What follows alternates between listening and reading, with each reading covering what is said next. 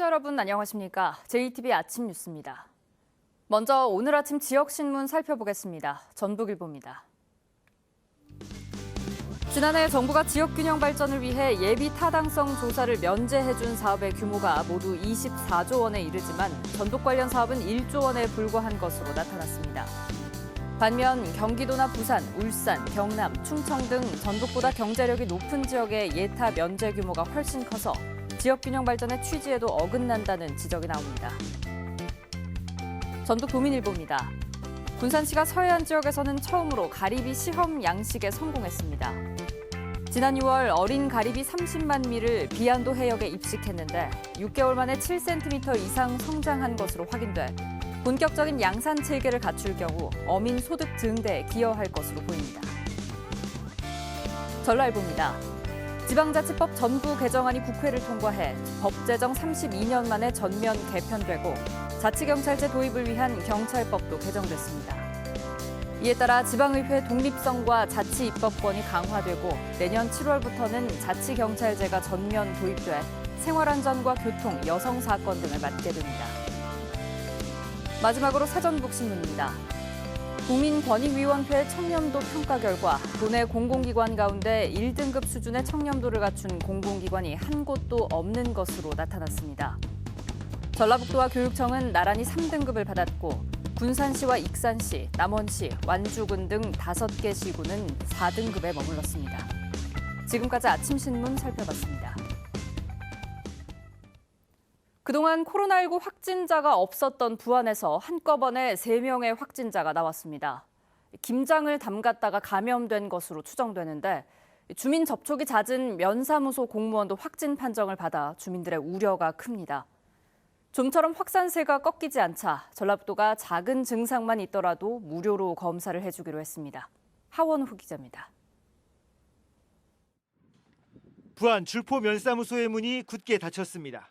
선별진료소에는 검사를 받으려는 주민들이 긴 줄을 이뤘습니다. 줄포 면사무소 조리원은 지난달 28일부터 이틀간 경기도 용인에 사는 며느리를 불러 김장을 담갔는데 며느리가 확진 판정을 받아 검사한 결과 감염 사실이 확인됐습니다. 이후 조리원의 배우자와 면사무소 직원도 감염돼 부안에서만 3명의 확진자가 나왔습니다.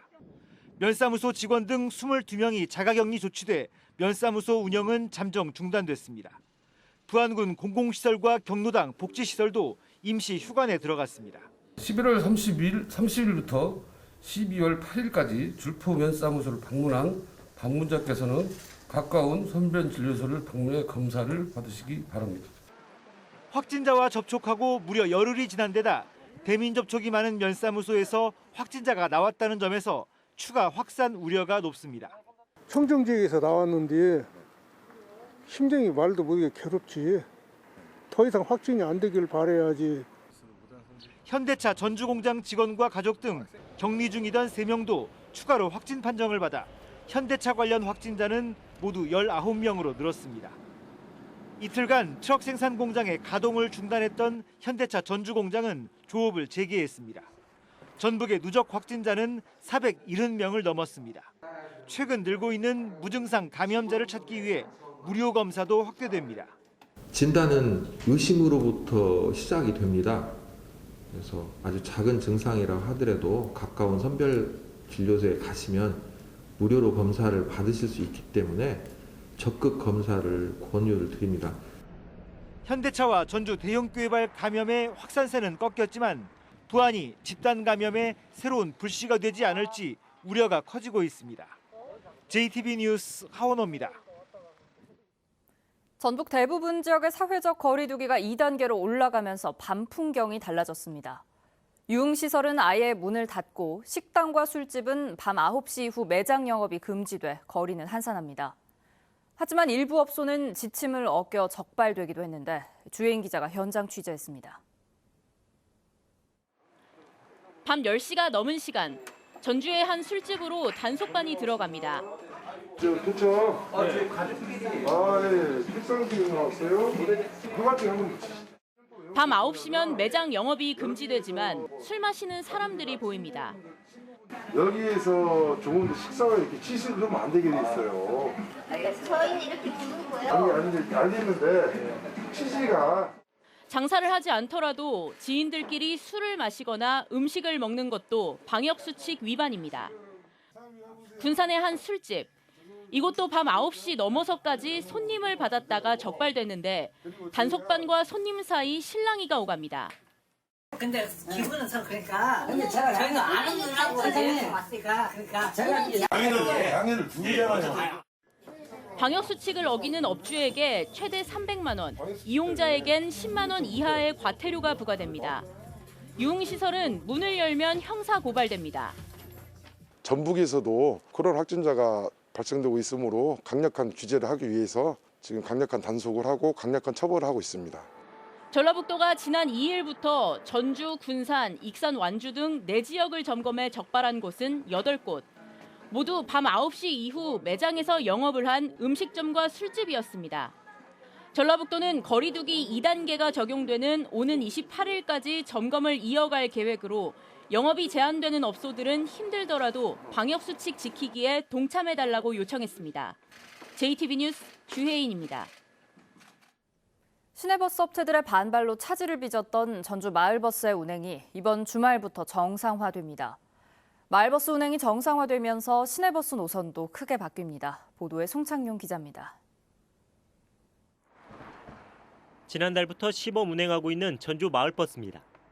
금암동과 여의동, 동서학동 등 전주 외곽 지역을 중심으로 18개 노선에서 운행하고 있습니다.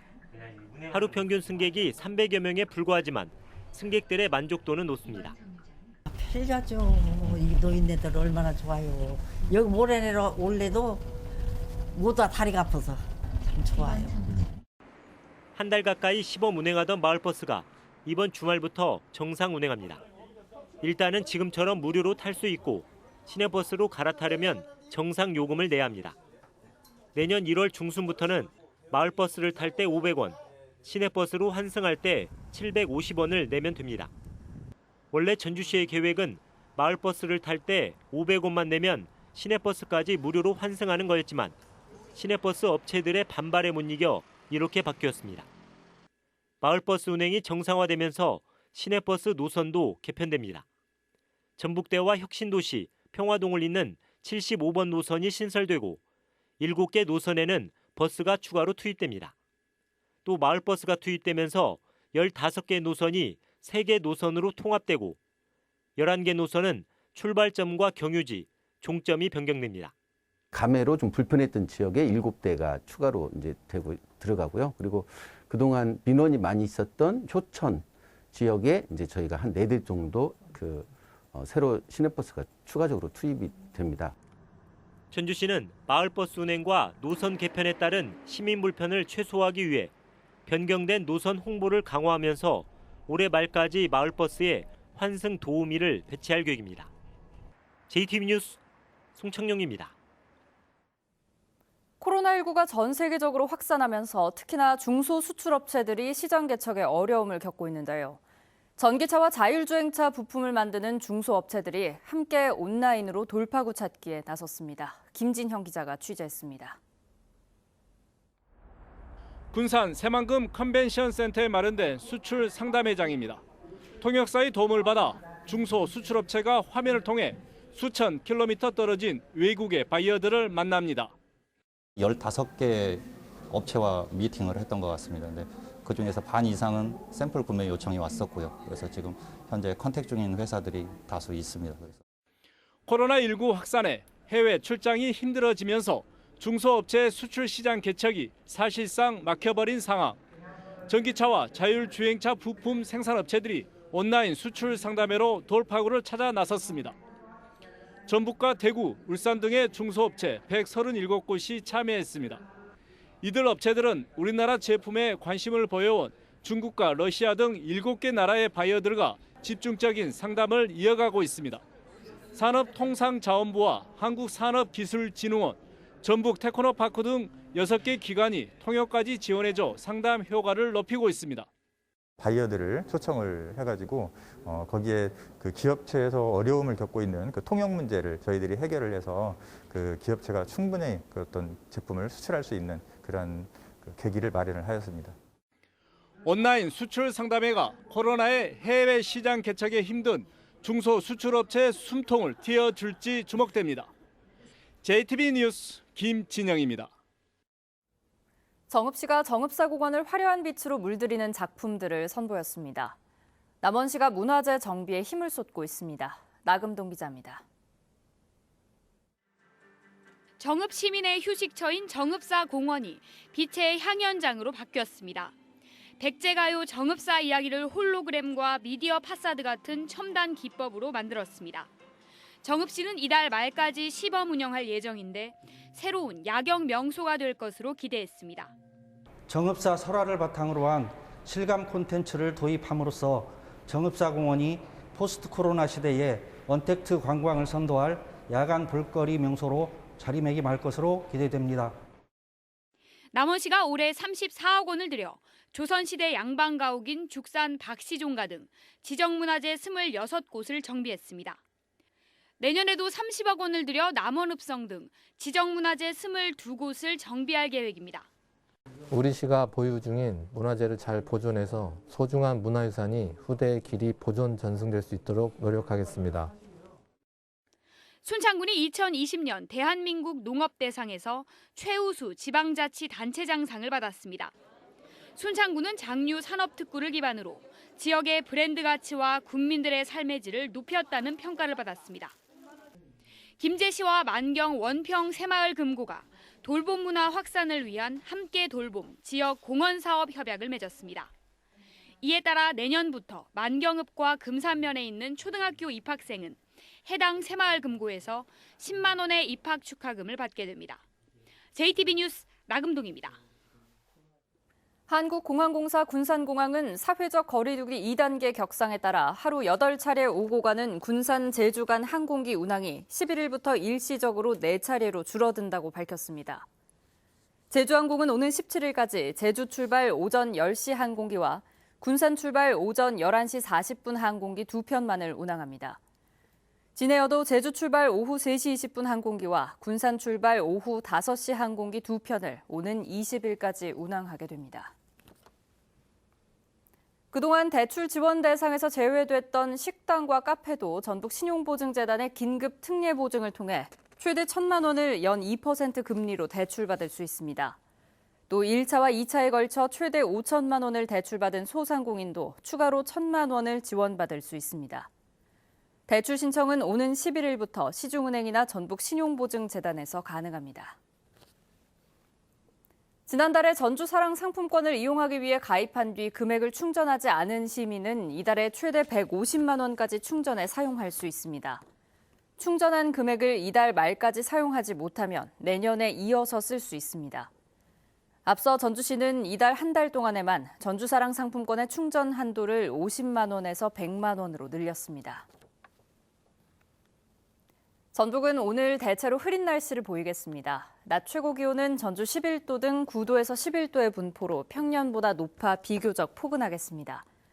늦은 오후 서해안에는 빗방울이나 눈이 날리는 곳이 있겠습니다. 미세먼지 농도는 오늘 보통 수준을 보이다가 내일은 나쁨 수준으로 떨어지겠습니다. 전주기상지청은 당분간 흐린 날씨가 이어지다가 오는 일요일쯤 눈이나 비가 내릴 것으로 내다봤습니다.